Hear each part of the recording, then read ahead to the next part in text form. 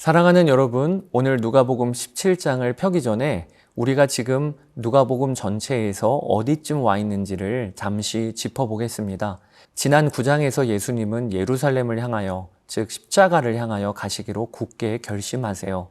그리고 이후에 우리는 그 길 위에서 제자들에게 주시는 주의 가르침들을 살펴보고 있습니다. 오늘 17장도 그 여정의 한 자락에 속해 있는 거예요. 언뜻 보면 실족에 대한 경고, 용서, 믿음, 종의 본분, 10명의 나병 환자, 그리고 하나님 나라에 대한 말씀까지 짧은 말씀들이 이 누가복음 17장에 흩어져 있는 것처럼 보입니다. 그러나 가만히 들여다보면 이 말씀들은 한 가지로 모이게 돼요. 바로 주님을 따르는 제자는 날마다 어떻게 살아야 마땅한가입니다. 그 관점으로 본 말씀으로 들어가 보겠습니다. 먼저 1절 이후에 예수님께서 제자들에게 무겁게 경고하십니다. 실족하게 하는 것이 없을 수는 없으나 그렇게 하는 자에게는 화로다. 그가 이 작은 자 중에 하나를 실족하게 할진대 차라리 연자맷돌이 그 목에 매어 바다에 던져지는 것이 나으리라. 실족하게 한다라고 하는 것은 누군가를 죄에 걸려 넘어지게 하고 그 믿음을 무너뜨리는 역할을 했다는 것을 말합니다. 주님은 특별히 이 작은 자, 곧 연약한 자 하나를 넘어지게 하는 것을 그토록 엄히 보세요. 그만큼 한 영혼이 주님께는 귀하다는 것이지요. 이어 주님은 용서에 대한 말씀을 하십니다. 만일 하루에 7번이라도 내게 죄를 짓고 7번 내게 돌아와 내가 회개하노라 하거든 너는 용서하라. 하루에 7번 용서하라 라는 말씀은 사실상 끝까지 용서하라 라는 뜻이에요. 그러자 제자들의 입에서 탄식이 터져 나옵니다. 우리에게 믿음을 더하소서라고 말입니다. 예수님의 말씀을 듣다 보니까 끝없이 용서하며 사는 삶, 다른 사람을 실족하게 하지 않는 삶, 이게 자기 힘으로는 도무지 안 되겠다 싶었던 거예요. 그래서 우리에게 믿음을 더하소서라고 고백한 것입니다. 그때 주님이 대답하시기를 너희에게 겨자씨 하나일 만한 믿음이 있었더라면 이 뽕나무더러 뿌리가 뽑혀 바다에 심기어라 하였을 것이요 그것이 너희에게 순종하였으리라. 여러분, 주님은요 믿음의 양을 늘려야 해 라고 하지 않으십니다.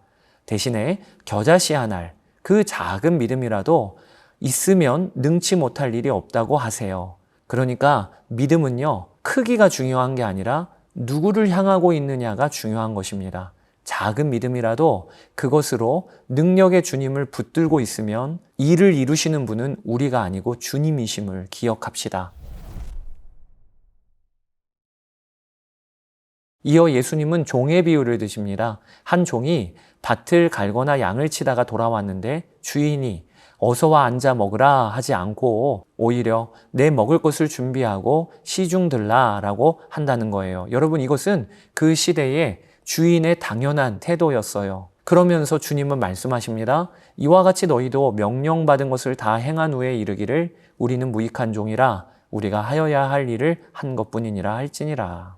여러분, 우리가 주님을 위해 무언가를 했을 때 내가 이만큼 했으니 하는 마음이 슬그머니 들 때가 있지요. 그러면서 보상이 기대가 되고 인정바라고자 하는 마음이 듭니다. 그러나 주님은 아무리 충성스럽게 섬겼다 해도 그것은 마땅히 할 일을 한 것뿐이라 라는 마음을 품으라고 하십니다. 나의 헌신과 수고가 나의 교만으로 이어지지 않도록 또 언제나 하나님이 왕이심을 늘 기억하며 살라라고 하는 말씀이신 거죠. 이 말씀은요, 우리의 수고를 주님이 아무것도 아니야 라고 여기신다는 게 아니라 우리의 헌신의 마음이 변질되지 않도록 우리를 보호하시기 위한 말씀임을 기억합시다. 이제 본문은 한 장면으로 이어집니다. 예수님께서 예루살렘으로 가시는 길에 사마리아와 갈릴리 사이를 지나실 때 한 마을에서 나병 환자 10명이 멀리 서서 소리를 높여요. 예수 선생님이여 우리를 불쌍히 여기소서 라고 말입니다. 그때 주님께서 그들을 보시고 가서 제사장들에게 너희 몸을 보이라 라고 하십니다. 그 당시 율법상 나병이 나아야 제사장에게 가서 확인을 받게 되는 것입니다. 그런데 놀라운 것은 그들은 아직 나병이 여전함에도 주의 말씀을 의지해서 갔다는 거예요. 그리고 가다가 그 길 위에서 깨끗함을 받았다는 것입니다.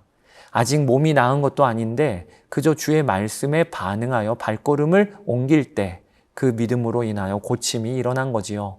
그런데 여기서 본문의 핵심이 이어집니다. 10사람이 다 나음을 받았는데 그중 단 한 사람만이 돌아왔다라고 하는 것이죠. 그는 사마리아 사람이었습니다. 유대인이 상종조차 않던 멸시받던 이방인 한 명만 돌아와서 주님께 감사를 드렸습니다. 9은 다 나음을 받고도 제 갈 길로 갔는데 가장 자격 없어 보이던 그 한 사람이 돌아와 주의 발 앞에 엎드린 것입니다. 예수님은 일어나 가라, 내 믿음이 너를 구원하였느니라 라고 말씀하세요. 여러분, 10사람이 다 고침을 받았습니다. 그러나 주님께 돌아와 감사한 그 한 사람만이 구원을 받았습니다. 병이 낫는 것과 주님께 돌아와 그분을 만나는 것은 이처럼 다른 것입니다.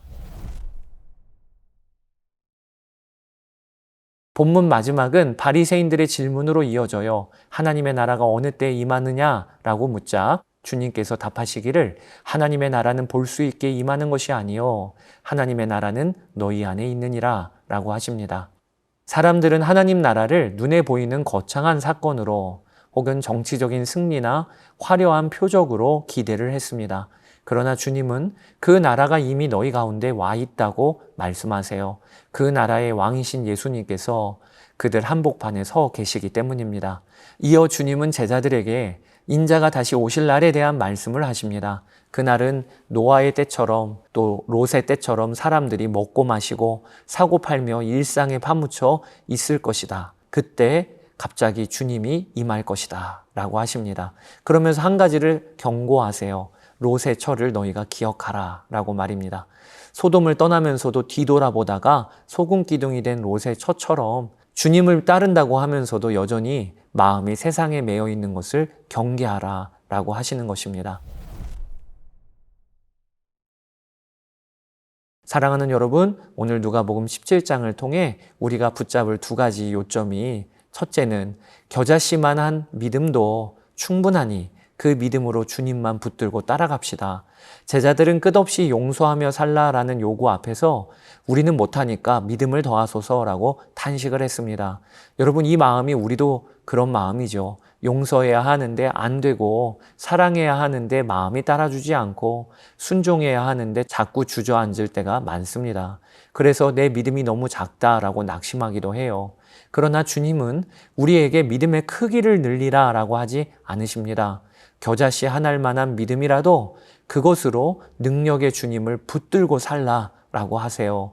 이를 이루시는 분은 내가 아니라 주님이시기 때문에 그러니 주를 붙드는 믿음이면 충분해요. 내 믿음의 작음을 바라보지 않고 크신 주님을 붙드시는 여러분 되시기를 주의 이름으로 축복합니다. 둘째, 은혜의 감사로 반응하는 한 사람이 됩시다. 10사람이 다 고침을 받았지만 돌아와 주님의 발 아래 엎드린 사람은 단 하나, 그것도 가장 멸시받던 사마리아인이었습니다. 주님은 그에게만 내 믿음이 너를 구원하였느니라 라고 하셨지요. 여러분, 우리는 살면서 참 많은 은혜를 받고 살아요. 그런데 그 은혜 받는 순간에는 간절하다가 막상 받고 나면 제 갈 길로 가버리는 아홉이 되기가 얼마나 쉬운지요. 답답한 일이 생기면 그토록 부르짖다가 정작 응답받으면 감사도 잊어버리고 분주한 삶으로 되돌아가는 우리의 모습이 얼마나 많습니까? 사랑하는 여러분, 감사는요, 내가 받은 모든 것이 주님에게서 왔음을 알고 그분께로 돌아오는 믿음의 발걸음, 이게 감사예요.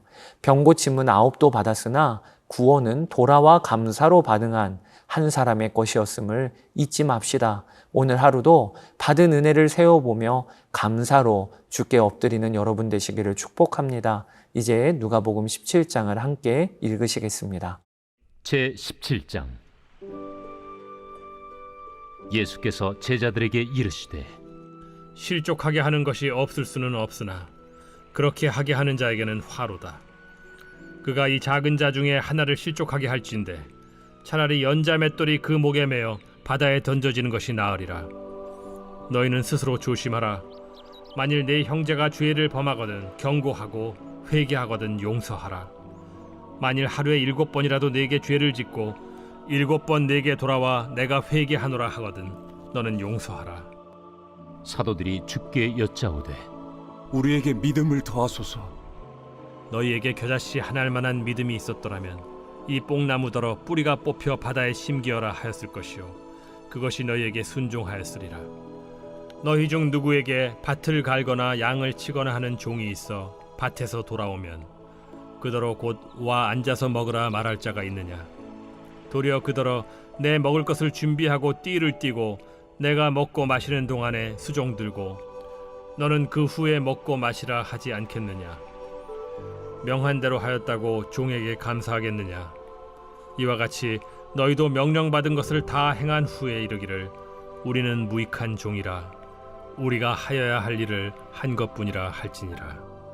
예수께서 예루살렘으로 가실 때 사마리아와 갈릴리 사이로 지나가시다가 한 마을에 들어가시니 나병 환자 10명이 예수를 만나 멀리 서서 소리를 높여 이르되 예수 선생님이여, 우리를 불쌍히 여기소서. 보시고 이르시되 가서 제사장들에게 너희 몸을 보이라. 하셨더니 그들이 가다가 깨끗함을 받은지라. 그 중에 한 사람이 자기가 나은 것을 보고 큰 소리로 하나님께 영광을 돌리며 돌아와 예수의 발 아래에 엎드려 감사하니 그는 사마리아 사람이라. 10사람이 다 깨끗함을 받지 아니하였느냐? 그 9은 어디 있느냐? 이 이방인 외에는 하나님께 영광을 돌리러 돌아온 자가 없느냐?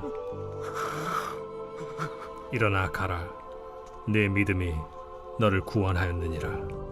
바리새인들이 하나님의 나라가 어느 때에 임하나이까 묻거늘 하나님의 나라는 볼 수 있게 임하는 것이 아니요 또 여기 있다 저기 있다고도 못하리니 하나님의 나라는 너희 안에 있느니라. 또 제자들에게 이르시되 때가 이르리니 너희가 인자의 날을 하루를 보고자 하되 보지 못하리라. 사람이 너희에게 말하되 보라 저기 있다 보라 여기 있다 하리라. 그러나 너희는 가지도 말고 따르지도 말라. 번개가 하늘 아래 이쪽에서 번쩍이어 하늘 아래 저쪽까지 비침같이 인자도 자기 날에 그러하리라. 그러나 그가 먼저 많은 고난을 받으며 이 세대에게 버림바 되어야 할지니라. 노아의 때에 된 것과 같이 인자의 때에도 그러하리라. 노아가 방주에 들어가던 날까지 사람들이 먹고 마시고 장가들고 시집가더니 홍수가 나서 그들을 다 멸망시켰으며 또 롯의 때와 같으리니 사람들이 먹고 마시고 사고 팔고 심고 집을 짓더니 롯이 소돔에서 나가던 날에 하늘로부터 불과 유황이 비오듯 하여 그들을 멸망시켰느니라. 인자가 나타나는 날에도 이러하리라. 그날에 만일 사람이 지붕 위에 있고 그의 세간이 그 집 안에 있으면 그것을 가지러 내려가지 말 것이요 밭에 있는 자도 그와 같이 뒤로 돌이키지 말 것이니라. 롯의 철을 기억하라. 무릇 자기 목숨을 보존하고자 하는 자는 잃을 것이요 잃는 자는 살리리라. 내가 너희에게 이르노니 그 밤에 둘이 한 자리에 누워 있음에 하나는 데려감을 얻고 하나는 버려둠을 당할 것이요 두 여자가 함께 맷돌을 갈고 있음에 하나는 데려감을 얻고 하나는 버려둠을 당할 것이니라. 주여, 어디 오니이까?